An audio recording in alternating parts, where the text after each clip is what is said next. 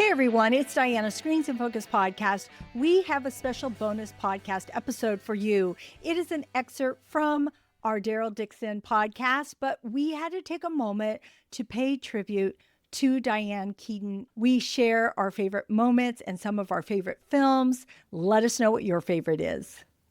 We are shifting gears, and before we get to our TV and movie recommendations, Diane Keaton passed away on October 11th, and it was I think it was very unexpected. I don't know what her health is like, but she has been so busy out there doing work and acting and all kinds of things. So I was shocked. I was surprised. It wasn't like you haven't heard from her in a couple of years and not know what she's doing. No, she's out there and promoting a lot of things, but she's also such a fashion icon. And there's just a lot of firsts. She was never married. She adopted 2 kids in her 50s. She kind of beat to her own drum, which I love. And so, Renee, I just want to take a few minutes and talk about her and her film. So what did you see when you think of Diane Keaton? Well, I wanted to mention just two things that I like when I hear her name. First thing I think about is her smile. And of course, her fashion sense, I always think about that too. But then her comedic style too is very good. But her smile was just always one of those things. But movie, I was going through it. I'm like, then I always pull up like IMDb and I go through, look.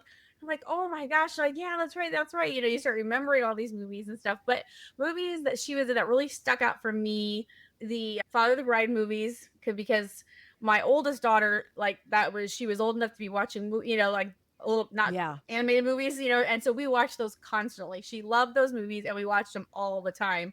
And so I love those movies. First Wives Club is a favorite. I just love that movie. It's so good. There's so much fun in it.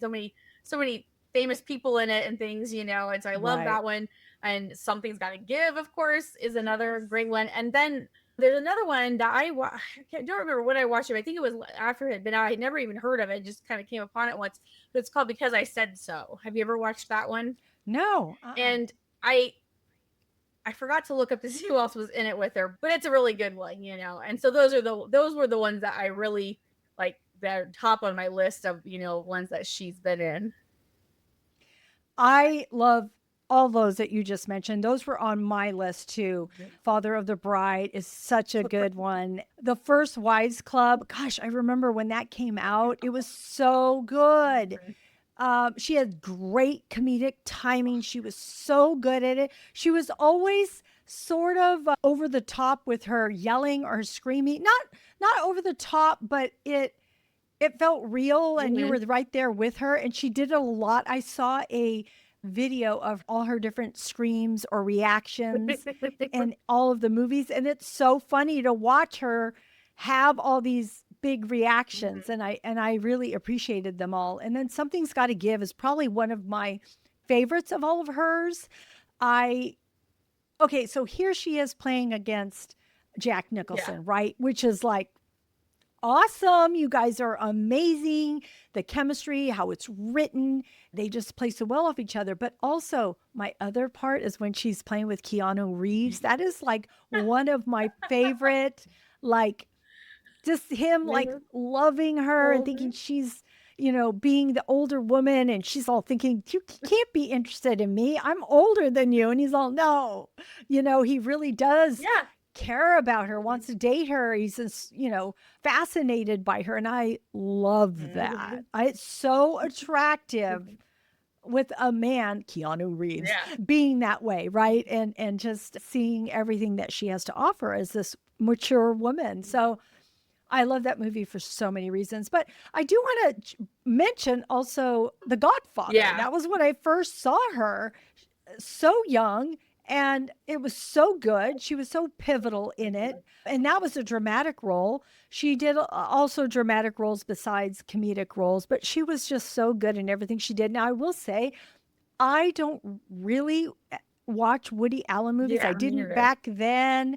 I don't now, but I kind of feel like, oh God, should I watch one of those? Because she won an Oscar. And she was nominated for a lot of different awards for a lot of different of her roles. But I know that Annie Hall is supposed to be super good film. Mhm. So I don't know, maybe I'll go watch it. I don't know if I will, but there are others too Mhm. that are really good that I might go check out. So I just wanted to give just a moment to her and just talk about her. I've seen so much outpouring about Yeah.